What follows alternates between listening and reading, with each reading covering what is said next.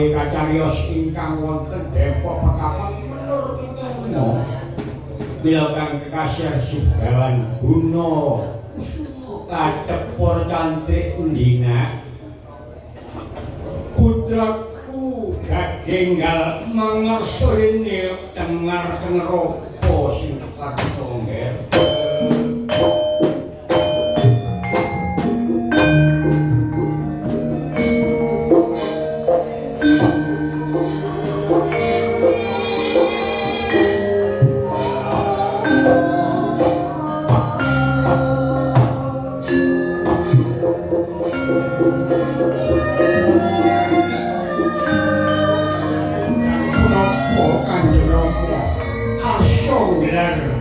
ilmu kasunyatan, ilmu sakan pangalit dumadi, tes dumadi asal mulanya manusia bulan.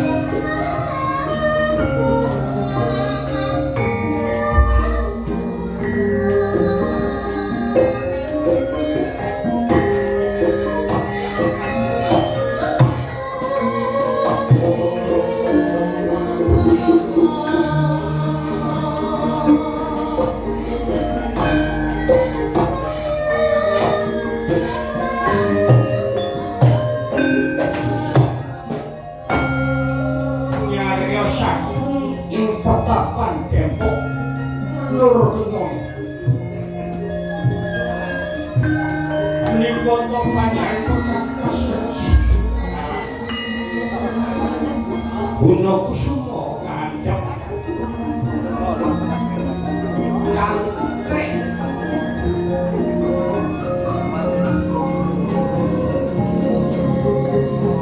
Melpaso kerembakan remuni penggalih ingkang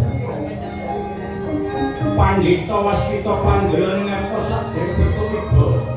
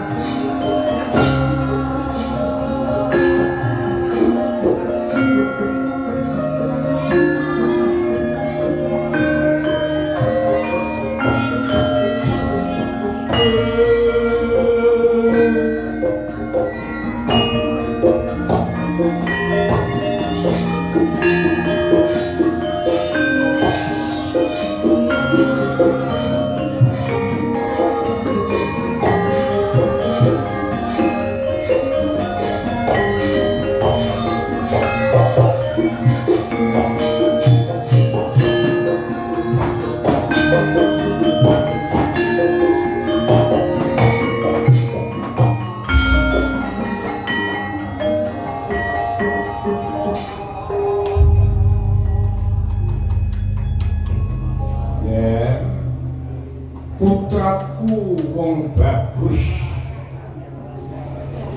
cantik tak sawang saka kadohan Bambang Abyoto Duwing Romo ngaturaken pangabekti kula pondok wonten sahandhap padha kangge tak tompo nggih suku puja pangestu utang gerawalan anggen nampi kula sambiraken wonten pundak tumanung gedhong nggih kadosaken jimat ingkang putra Kanjeng Rama iya nggih lha kampung takono menawa sira dromati jaran awit bokos duwe tuwa takono sing dromati lamun besok wis ketinggalan marang bapa wis bakal tedurung sliramu nggih kuning nggih Kanjeng Rama pinjang punapa Kanjeng Rama kula asta gelar ilmu sangkat parani dumadi kang putra iya ini ya ilmu iku gampang sing iku laku Tuning ilmu gampang ingkang amrat lan payung. Terus ilmu saka lakune laku sak saka ini meguru nampurite jagat lamun sira aja pisan wani karo keluarga. Sapa anak wani karo wong wadon titipan pati wong tuwa. Selagi anak durung iso bebungan, mikire wong tuwa durung bisa nyepuro dosane marang anak. Matur sembah nuwun Kanjeng Rama. Iya. Sing kok karepake ilmu sangkan parane dumadi. Kok karepno iku sak temen sangkan parane kelas manusia. Dumadine manusia saka apa? Lamun ana donya dosa. Terus sapa iku ya nggih? Meguru nampune jagat wani karo gak bakal enak. Mula pompong isih urip. Pompong ibumu sepasih ngono ya nggih. Turing kados pundi Kanjeng Rama. Mula aku sapa iku ya nggih. Siji setya tuhu marang ananing Jama Poso. Rina wong iman mbaran sembahyang sawijine gonggongan Jama Poso. Tuning nggih Kanjeng Rama. Kados wonten panembahan salah satunggalipun namung Jama Poso. Utawi dak kekaten kanthi jujur lan siji-ati tanggawe padangan manusia. Senajan tos sembahyang jeneng kirambal kaping 8 iki bakal bisa ketompo marang Jama Poso.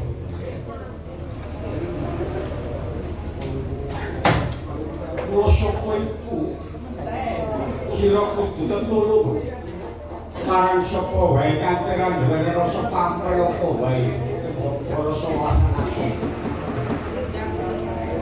tolong marang sapa wae kulo kanthi andhapane rasa wasana kasih pripun kan atos pundi kan lego kakang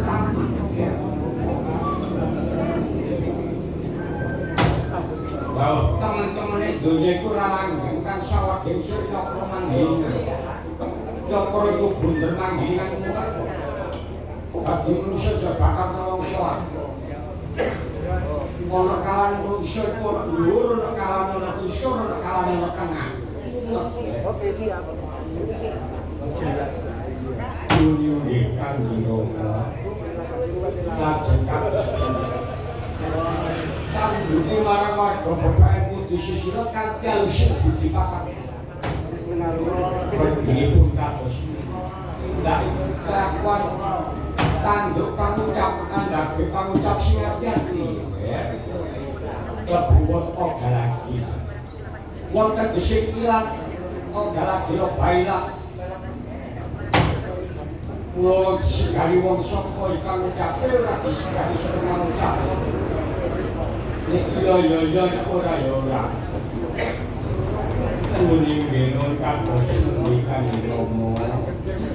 Oh, nggih. Ilmu sakat parane duwadis. Takwan besok sira mlito dadi ratu. Besok sira guru bisa dadi ratu nanging turunmu besok dadi ratu. Oh, perenjahe ngaplak kaya kedaya nggih.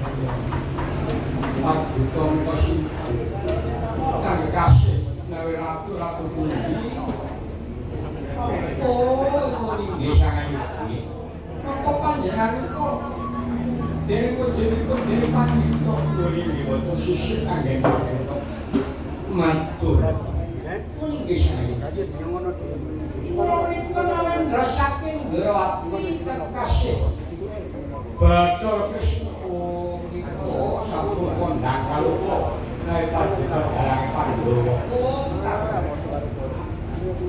ingkang wingi iya sang Begawan Aku Werkudara Brontasena Brontasena iya pangabektiku kula ingkang ngaturaken pangabekti dhumateng padudawipun menika tiyangane paduka ingkang mengku dadakan negara kula namung pendhita wonten ing dene pertapan papan gunung kula kersanipun Nalendra Bathara Kresna kados pundi mekaten sangayugi paduka kasus kula sang Begawan Gunakusuma menika murid kula mekaten sangayugi wala-wala menapa wadosi kadang kula tengah Pandhawa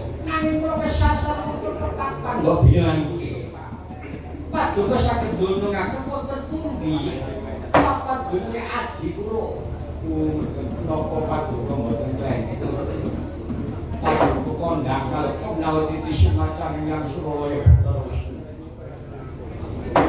gerak kakosman nanging kula sangat Nalendra Brawati ingin menapa tasih kanggengaken awit paduka kagungan layang kaki ledru wonten pundi dunungipun layang kaki ledru paduka bikak layang kaki ledru menika Bendara Werkudara Brontasena Brontabratahe Kresna Isinana kangge pepedhung bilaji papat cacahe ngabang putih gumulung wonten dening nafsu petang perkara setunggal kalama supya amara lan mekani iya nakala semanten Werkudara dipun wejang Bathara Bayu tasih kanggengaken kula teng pundi suci Bathara Paduka nakala paduka Guru sejati napa semanten iya senajan to aku tau adep Guru sejati nanging aku ngrumangsani kalah jajak tun kawerkara kula pun njaluk tulung ana ditulungi adikku Jambra oh ngenjang kepanggih piyambak oh sangayugi kula nyuwun pengayoman negara kula ditenggen mungsuh wonten ing kados Kresna kendari dhateng kula katen nawi kados katen monggo swami kula kleaken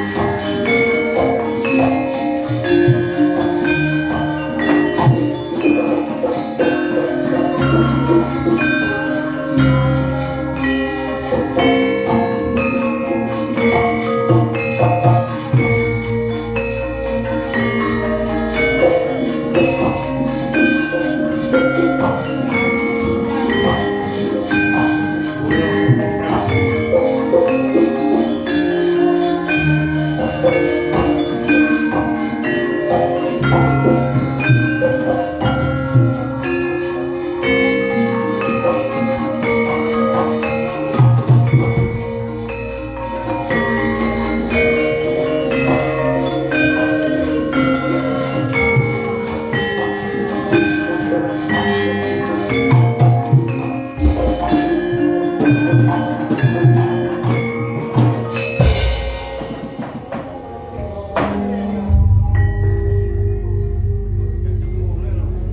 sekali simulang joyo Kula ora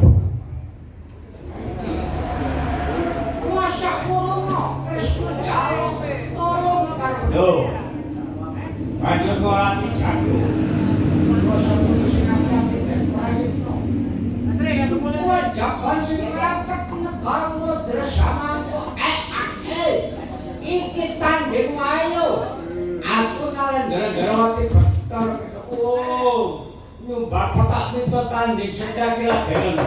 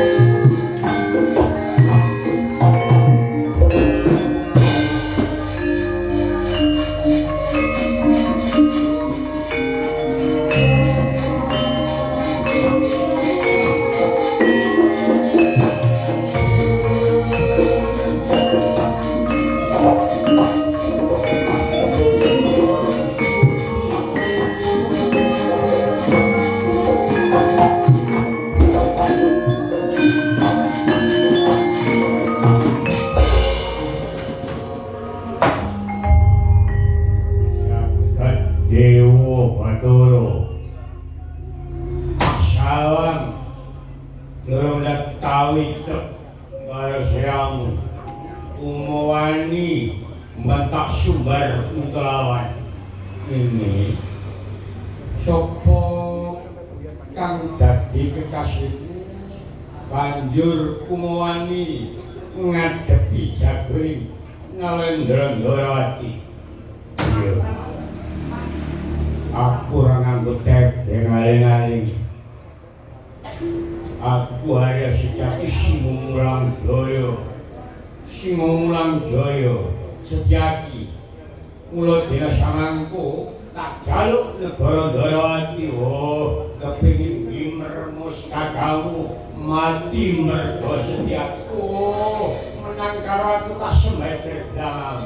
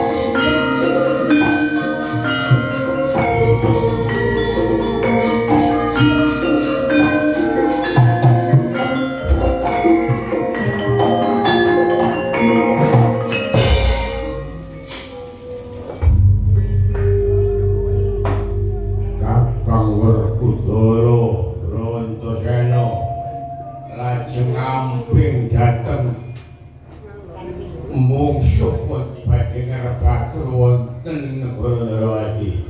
Alun iki Setyaki. Mula aku kamelani supaya aku kepingin nyatakno Krishna Simono negara Darawati punika kadang kula wis suminggiro tak cekeli Nalendra Darawati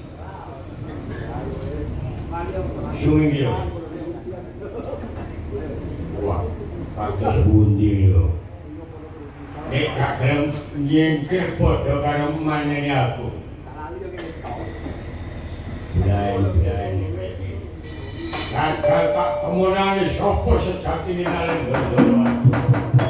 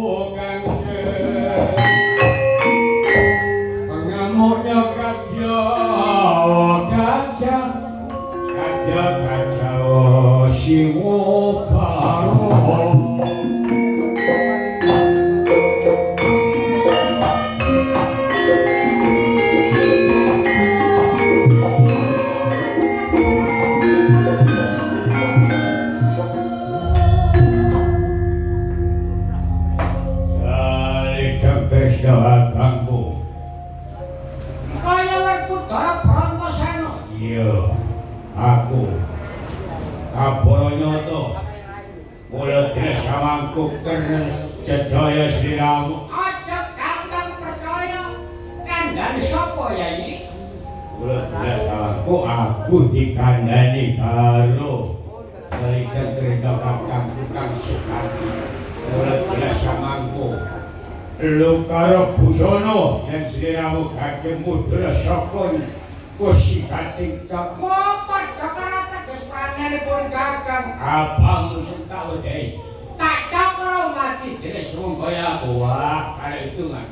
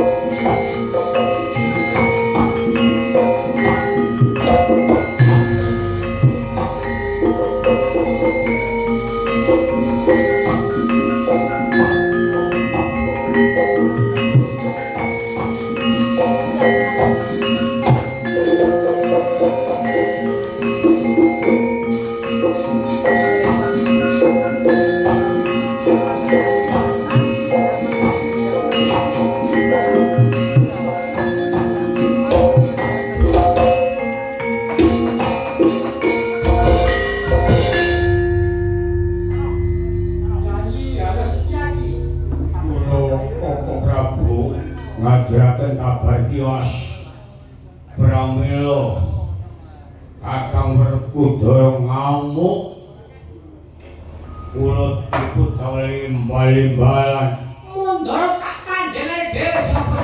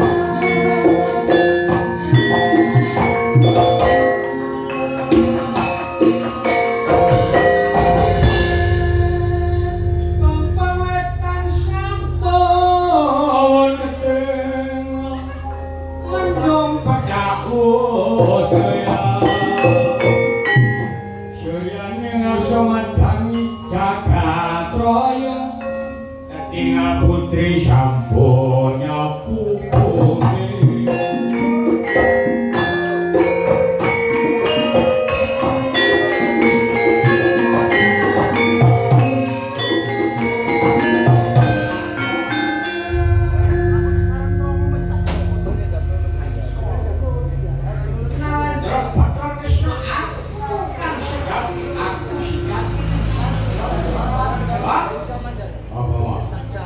Ayo, Rama Krishna kembar. Iya. Kom delon. Ya, pemohon delon. Dong ayo niten opo ngene. Kom. Manut Dewansa. Nggih. Loro kula Nalendra Ndrawati. Iki ana duit iki taman. Dengar yang tua. Sing kau ya, melakukan apa yang sangat anu nak ya. Nama Dewasa Lun. Ayo, taman. Kan, nanti. Melakukan ini. Anu sih nak. Ya, nyopot doang. Mulut tidak sama. Darat. Semar. Noyo to ke Semar Bojo kata domel-melo. Mulut deres samang kok domel-melo patute jalan kan kok boloten mulut deres rampungan dina iki.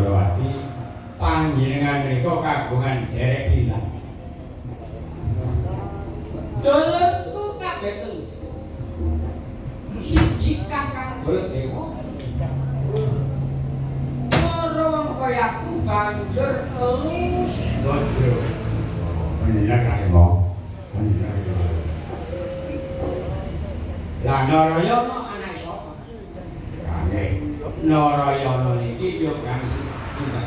Aku putrane Kanjeng Rama Basudewa. Bener kamu? Ya bener nang ngono. Basudewa yo kang sinten? Basudewa anake Pandhawa. Alah, Pak Gure. Nah, iki nak ketok iki wae iki nak. Basudewa putrane Prabu yaiku Basuketi ya Kunti Debya. Nah terus ngono. Iya. Nek ora ketok gaeng-gaeng. Kula sampang dito Sanayugi. Kula dene samangga kula mutus wani karo aku padha karo Njapati mati dene wong kaya aku.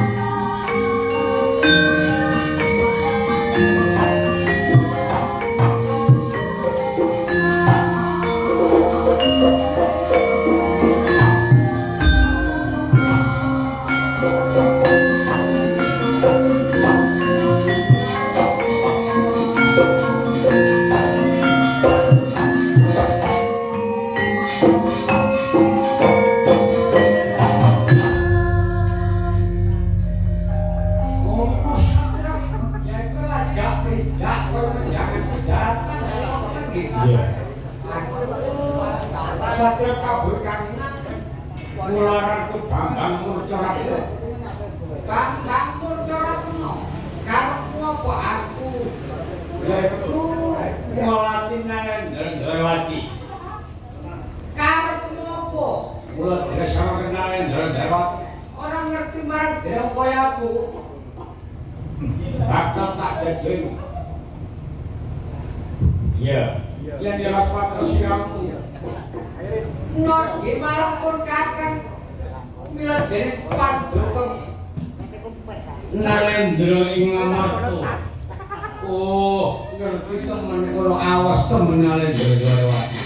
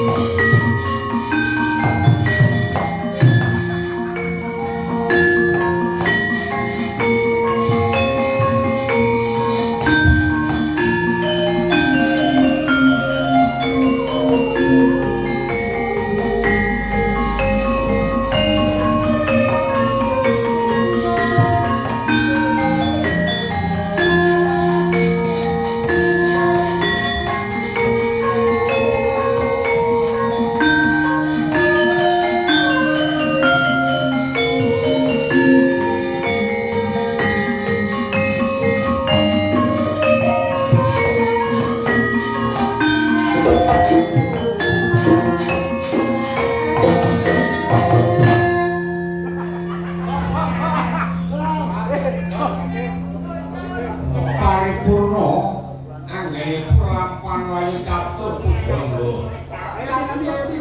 Pujangga para ratu besok kanggo patuladan. Kudune wahyu catur pujangga slamet dek ingkang pilenggal ngriki slamet kang para wiyaga. Dawah wonten ing desa Jenggot.